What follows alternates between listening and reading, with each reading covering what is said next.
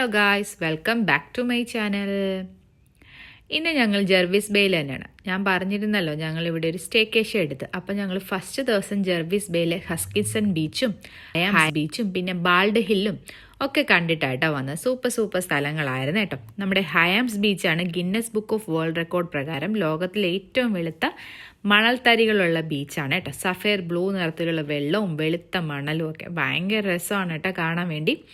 ഇവിടെ ഡോൾഫിൻ വാച്ചിങ്ങും ഒക്കെ നടക്കുന്നുണ്ട്, ഓരോ ടൈം അനുസരിച്ചാണ് കേട്ടോ. അത് കഴിഞ്ഞ് ഇന്ന് ഞങ്ങൾ വിചാരിച്ചു ഈ ജെർവിസ് ബേയിലെ തന്നെ ഏറ്റവും പ്രധാനമായിട്ടൊരു സ്ഥലത്ത് ഒരു നാഷണൽ പാർക്ക് ഉണ്ടെന്ന് പറഞ്ഞു കേട്ടോ. അപ്പം അതും കൂടെ കാണാമെന്ന് വിചാരിച്ച് ഞങ്ങൾ അങ്ങോട്ട് പോകും. സിഡ്നിയിൽ നിന്ന് ഏകദേശം ഒരു 3 മണിക്കൂർ ട്രാവലൊക്കെ ഉണ്ട് കേട്ടോ ജെർവിസ് ബേയിലോട്ട്. അപ്പം ഞങ്ങൾ പോകുന്നത് ബൂഡറി നാഷണൽ പാർക്കാണ് കേട്ടോ. ഈ ബൂഡറി നാഷണൽ പാർക്കിൻ്റെ അകത്ത് തന്നെ ഡിഫറെൻറ്റ് ഏരിയാസിലായിട്ടാണ് ഉള്ളത് കേട്ടോ. ഒരു ദിവസം കൊണ്ടൊന്നും നമുക്ക് കണ്ടു തീർക്കാൻ പറ്റില്ല, അത്രമാത്രം സ്പേസസ് അവിടെയുണ്ട്. പിന്നെ ക്യാമ്പിങ്ങും സർഫിങ്ങും ഒക്കെ ആയിട്ട് ഒരുപാടുണ്ട്. ആദ്യം ഞങ്ങൾ അങ്ങോട്ട് പോയത് കേവ് ബീച്ചിലോട്ടാണ് കേട്ടോ. അവിടുത്തെ പ്രധാനമായ അട്രാക്ഷൻസ് ആയിട്ട് എല്ലാവരും പറഞ്ഞത് കേവ് ബീച്ചും പിന്നെ കേപ്പ് സെൻറ്റ് ജോർജ് ലൈറ്റ് ഹൗസും ആയിരുന്നു കേട്ടോ. അപ്പോൾ അത് രണ്ടും കാണാൻ തന്നെയാണ് ഞങ്ങൾ പോയത്. ആദ്യം ഞങ്ങൾ അവിടെ വണ്ടിയൊക്കെ അവിടെ പാർക്കിൽ കയറാൻ വേണ്ടി ഫീസൊക്കെ ഉണ്ട് കേട്ടോ. അപ്പോൾ ഫീസൊക്കെ അടച്ചിട്ട് കയറി.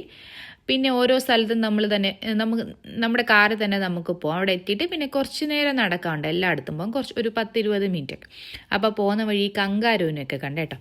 പക്ഷെ ഫീഡിംഗ് ഒന്നും ഇവിടെ അലൗഡ് അല്ല കേട്ടോ. പക്ഷേ എല്ലാവർക്കും ഫോട്ടോ എടുക്കാനും പോസ് ചെയ്യാനും ഒക്കെ കങ്കാരുമൊക്കെ അടങ്ങി കിടക്കുമായിരുന്നു. അപ്പോൾ ആൾക്കാരെല്ലാം അടുത്ത് ചെന്ന് ഫോട്ടോസും വീഡിയോസും കേട്ടോ. നല്ല രസമായിരുന്നു, ഇറങ്ങുന്ന വഴിയും ഒക്കെ ഭയങ്കര രസമായിരുന്നു. നല്ല മണൽ തരികളൊക്കെ ആയിരുന്നു കേട്ടോ.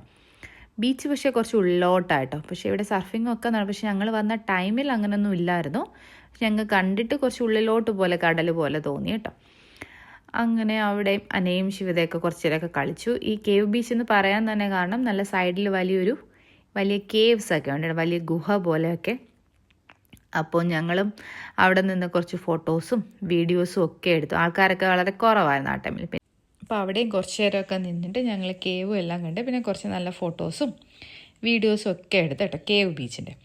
അത് കഴിഞ്ഞ് അവിടെ നിന്ന് കുറച്ച് നേരം ഈ നാഷണൽ പാർക്കിനുള്ളിൽ തന്നെയാണ് ബാക്കി സ്ഥലങ്ങളൊക്കെ. അപ്പം ഞങ്ങൾ പല സ്ഥലങ്ങളും കുറേ നടക്കാനുണ്ട്. അപ്പോൾ പിള്ളേരെയും കൊണ്ടൊക്കെ ആകുമ്പോൾ ഭയങ്കര പാടായിരിക്കും. അപ്പം ഞങ്ങൾ കാറിൽ പോകാമെന്നും പിന്നെ അവിടെ നിന്ന് കുറച്ച് നേരമുള്ള സ്ഥലങ്ങളേ പോയുള്ളൂ. അടുത്ത് ഞങ്ങൾ പ്രധാനപ്പെട്ട ബൂണ്ടറി നാഷണൽ പാർക്കിലുള്ള ലൈറ്റ് ഹൗസ് കാണാനാണ് കേട്ടോ പോയത്. ഇപ്പോൾ നമ്മൾ ലൈറ്റ് ഹൗസിൻ്റെ അടുത്തോട്ട് നടന്ന് പോകാം കേട്ടോ. ഭയങ്കര രസമാണ് കേട്ടോ പോണ വഴികളൊക്കെ കാണാൻ. സൈഡിൽ നല്ല ബീച്ചും നല്ല തണുത്ത കാറ്റും മരങ്ങളൊക്കെ ആയിട്ട് കേട്ടോ. ലൈറ്റ് ഹൗസിൻ്റെ സ്ട്രക്ചർ, ഒരു ബോർഡും പഴയ ലൈറ്റ് ഹൗസിൻ്റെ ചിത്രങ്ങളൊക്കെ ഉണ്ട് കേട്ടോ. ഇതിൻ്റെ പേര് Cape Saint George lighthouse എന്നാണ് കേട്ടോ. പിന്നെ അതിനെക്കുറിച്ചുള്ള കുറച്ച് ഡീറ്റെയിൽസ് ഒക്കെ അവിടെ 1860 അലക്സാണ്ടർ ഡോഡൻസ് എന്ന ആളാണ് കേട്ടോ ഇതൊക്കെ രൂപകൽപ്പന ചെയ്തതെന്നൊക്കെ പറഞ്ഞു. ഇപ്പോൾ അതൊക്കെ എല്ലാം പൊട്ടിയൊക്കെ പൊളിഞ്ഞു, പാതി മാത്രമേ ഉള്ളൂ. ഒരുപാട് വർഷങ്ങളായില്ലേ.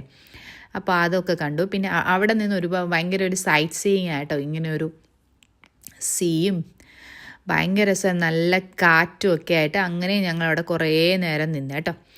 അങ്ങനെ അനയ്ക്ക് ഭയങ്കരമായിട്ട് ഇഷ്ടപ്പെട്ടു. നല്ല ഫോട്ടോസും വീഡിയോസും കുറച്ചുകൂടെ നമുക്ക് അടുത്തോട്ടൊക്കെ പോയി കാണാം. അനയൊക്കെ പോയി കാണുകയും ചെയ്തു കേട്ടോ. നല്ലൊരു ബീച്ചും ആയിരുന്നു കേട്ടോ. അവിടുത്തെ വാട്ടേഴ്സും ഒക്കെ ഭയങ്കര സൂപ്പറുമായിരുന്നു.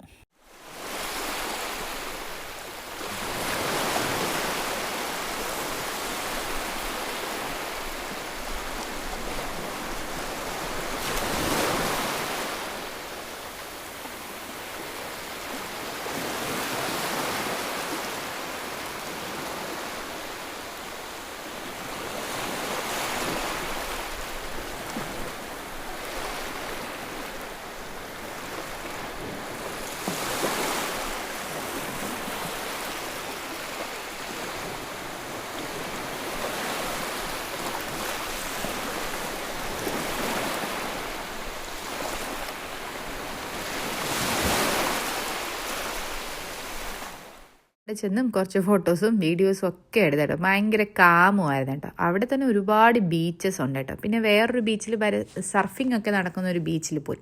അത് ഭയങ്കര കാമായിരുന്നു കേട്ടോ. വാട്ടറും ഒക്കെ വളരെ കുറച്ചേ ഉള്ളായിരുന്നു. പിള്ളേർക്കും അനെ കുറേ നേരം അവിടെ സ്പെൻഡ് ചെയ്ത് കേട്ടോ. അവളവിടെ കുളിക്കുകയും കളിക്കുകയും ഒക്കെ ചെയ്തു. അങ്ങനെ ഒരു ദിവസം ഒരു ഫുൾ ഡേ ട്രിപ്പാണ് കേട്ടോ. നാഷണൽ പാർക്ക് നമുക്ക് കണ്ടു തീർക്കാം. പിന്നെ പിള്ളേരൊക്കെ ആയി പോയ പാടാണ് കേട്ടോ. അവിടെ ഒരുപാട് നടക്കാനുണ്ട്, സ്ഥലങ്ങൾ കാണാൻ ഉള്ളിലോട്ടൊക്കെ ഒരുപാടുണ്ട് കേട്ടോ. അവിടെ ഞങ്ങൾ കുറേ നേരം ടൈമൊക്കെ സ്പെൻഡ് ചെയ്ത്, പിന്നെ അതിനടുത്തായിട്ട് ഒരു സൂപ്പർ ലൊക്കേഷൻ ഉണ്ടെന്ന് പറഞ്ഞു, ഫിറ്റ്സ്ട്രോയ് വാട്ടർഫാൾസ് കേട്ടോ. അപ്പോൾ അതും കൂടെ കണ്ടിട്ട് മടങ്ങാമെന്ന് വിചാരിച്ചു. അപ്പോൾ അതും ഞങ്ങൾ അവിടെ നിന്ന് തന്നെ കുറച്ചൊരു അരമണിക്കൂർ ട്രാവൽ ഉണ്ടായിരുന്നു കേട്ടോ. 30 മിനിറ്റ്സ് ട്രാവൽ ചെയ്ത് ഞങ്ങൾ അവിടെ എത്തി. ഞങ്ങളവിടെ എത്തിയ ടൈം ഒരു ഈവനിങ് ടൈം, അപ്പോൾ ആൾക്കാരൊന്നും വളരെ കുറവായിരുന്നു കേട്ടോ. ഒരുപാട് അവിടെയും ഇങ്ങനെ കുറേ നടക്കാനൊക്കെ ഉണ്ടായിരുന്നു കേട്ടോ. അപ്പം ഞങ്ങളാകെ തളർന്നു ഇത്രയും സ്ഥലങ്ങളൊക്കെ കണ്ടിട്ട്. അപ്പോൾ പിന്നെ വിചാരിച്ചു ഫസ്റ്റ് ലൊക്കേഷൻ തന്നെ കുറച്ച് നേരം 1 കിലോമീറ്റർ നടന്നപ്പോഴേ ഈ ഒരു ലൊക്കേഷൻ, ഈ ഒരു വാട്ടർഫാൾ കണ്ടു കേട്ടോ.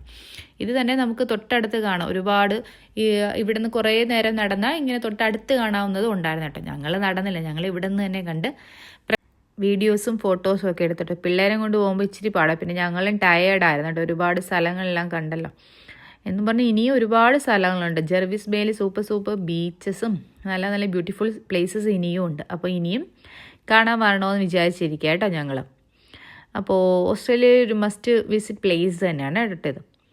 അപ്പോൾ എല്ലാവർക്കും എൻ്റെ വീഡിയോസൊക്കെ ഇഷ്ടപ്പെടുന്നെങ്കിൽ എല്ലാവരും ലൈക്ക് ചെയ്യുക, ഷെയർ ചെയ്യുക, സബ്സ്ക്രൈബ് ചെയ്യുക. ഇതുപോലുള്ള പുതിയ വീഡിയോസുമായിട്ട് ഇനിയും കാണാം കേട്ടോ.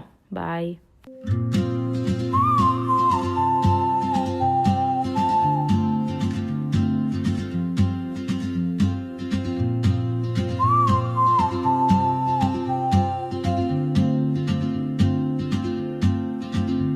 She moves like a map with no borders, a whisper caught in the wind. I see her boots at the corner cafe with a notebook and a grin. She's chasing skies I've never named while I stay in my lane. But some